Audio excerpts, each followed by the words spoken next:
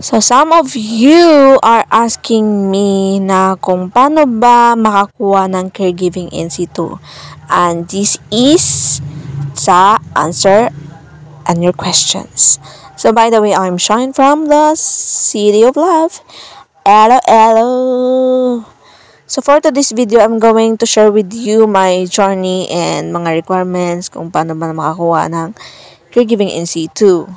So first, kailangan mong pumunta sa isang accredited na school. So ma-recommend ko itong New Lucena School sa inyo kapag nandito ka sa Iloilo.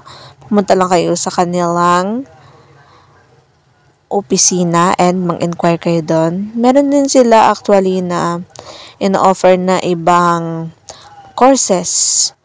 So like PT or rather iba na ngayon kasi since pandemic, umiba na talaga. Then, magpasa kayo ng mga requirements na ibibigay nila. And of course, kung wala ka namang pera, meron silang binibigay na scholarship. Yes, that is from the government. So, wala kang babayaran and 160 per day yung iyong allowance. And wala pa doon yung mga gamit na ibibigay sa inyo para bilhin nyo. Like, mga stethoscope kapag caregiving ka or sa health ka nakatuon or yun yung program na kinuha mo. Or rather, in situ na kukunin mo. So, by the way, mag-focus tayo sa caregiving. So, caregiving, in situ course is the training, maglalas siya ng 4 to 6 months.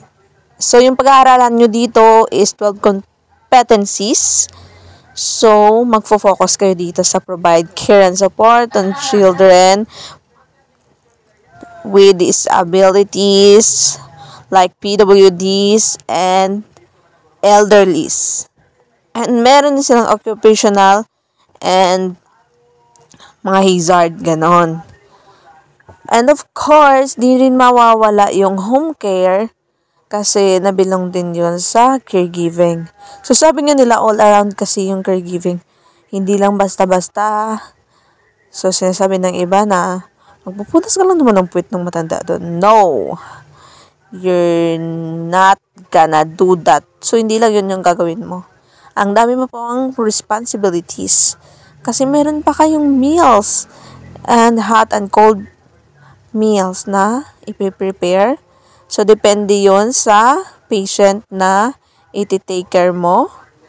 Kung meron siyang allergy or whatsoever na sakit or diabetic person ba yun? O meron siyang hypertension.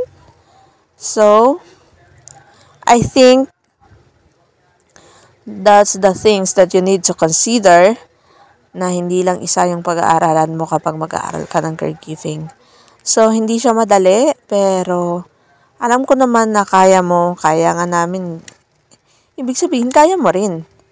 Walang imposible. So, ang daming nag-inquire ngayon and nag-aaral ng caregiving kasi maraming opportunities kapag nakapasa ka sa caregiving in situ and meron kang training. Kasi mas advantage talaga.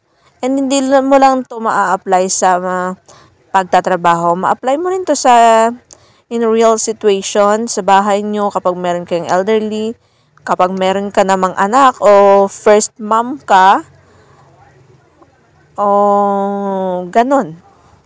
Magagamit mo siya. Kung meron PWD sa bahay nyo. So, that's all for today's video. Thank you for watching.